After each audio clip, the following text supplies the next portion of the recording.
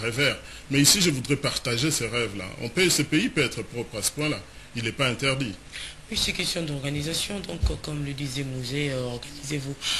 Cinquième élément de 7 sur 7. Si au niveau de l'enseignement, la grève est suspendue du côté de la fonction publique, donc de l'administration de la fonction publique, elle reste maintenue.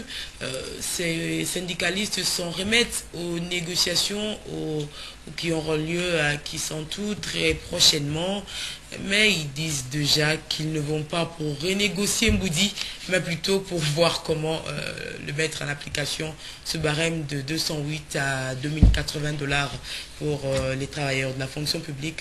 Donc c'est le cinquième élément des 7 sur 7, comme je vous l'ai dit.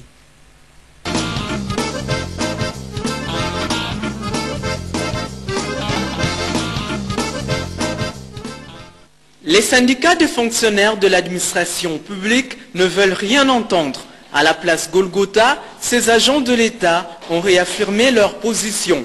Les accords de Mboudi ne seront pas renégociés à Kisantu. Le problème est allé à Kisantu pour les délégués. Les problèmes sont négociés. Ils négocient déjà depuis 2004. Donc, pour la modalité ni le gouvernement a coupé ça pour appliquer barème wana. Mais même ceux qui vont aller à Kisantu, ce n'est pas pour négocier, c'est pour l'application Mboudi.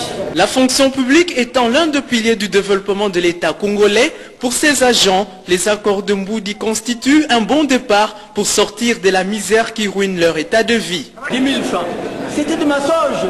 Les salaires étaient au mois de mars 665 francs pour les huissiers. Et au mois d'avril, les huissiers à 798 jusqu'au jour d'aujourd'hui. 798 les salaires des huissiers. Il a été après 100 jours. Espérons que les travaux de Kisantu se dérouleront en toute responsabilité.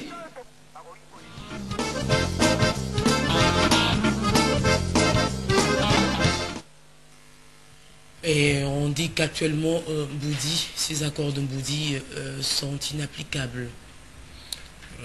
Ce serait dommage que ce soit inapplicable. Vous avez évoqué tout à l'heure la situation qui risquait de faire remettre la main dans les poches aux parents. Mais comme les poches des parents sont de plus en plus vides, je ne vois pas trop bien comment on pourrait éviter toutes ces tensions sociales. Oui, le problème, c'est aussi que le pays ne produit pas. Hein. Nous ne produisons pas, nous attendons tout de l'extérieur. C'est ce qui fait aussi que nous en soyons arrivés là. Et il faut dire aussi que le circuit informel marche mieux que le formel, ce qui fait que le système économique, les caisses de l'État en pâtissent. J'ai parlé de ma vision parce que le problème qui se pose pour moi, j'ai une idée, nous avons une idée de solution que nous pouvons appliquer pour sortir de cette boucle. Nous sommes dans une boucle, tant qu'on ne trouve pas la solution pour sortir de la boucle, on continuera à tourner en rond. Les élections pourront résoudre les choses? Les élections vont nous permettre, moi, si je me suis permis je ne dis pas d'abandonner parce que je me considère comme étant, et en répondant à une mission que je crois divine, en 2003, j'ai posé la question à Dieu en regardant mon pays, j'ai dit pourquoi vous nous avez laissés dans cet état? Envoyez-nous quelqu'un pour qu'il puisse changer tout ça. Et vous pensez pouvoir faire mieux que les autres? Je pense apporter ma pierre aux efforts que les autres ont déjà fait et surtout mettre ce que les pays... J'ai fait mes études avec la bourse du conseil exécutif pour mes études d'ingénieur. Je crois que je suis redevable pour les pays. Et après avoir accumulé cette expérience professionnelle depuis 17 ans dans les grandes entreprises, je pense que du côté management et capacité d'organisation, je peux prouver la différence. Et quel est d'après vous le profil que devrait avoir le prochain président de la République?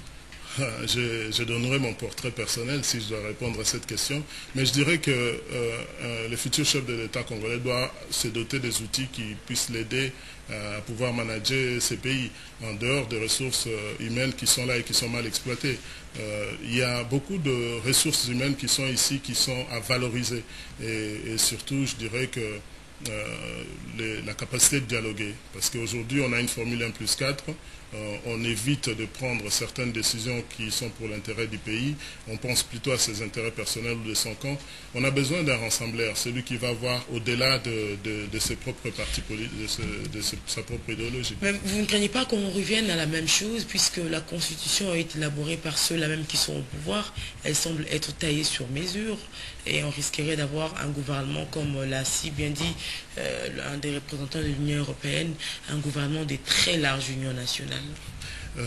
J'ai discuté largement sur ce point-là en posant la question, si cette constitution recevait un non de la part du peuple congolais, qu'en deviendra-t-il? On m'a dit qu'il y avait un vide.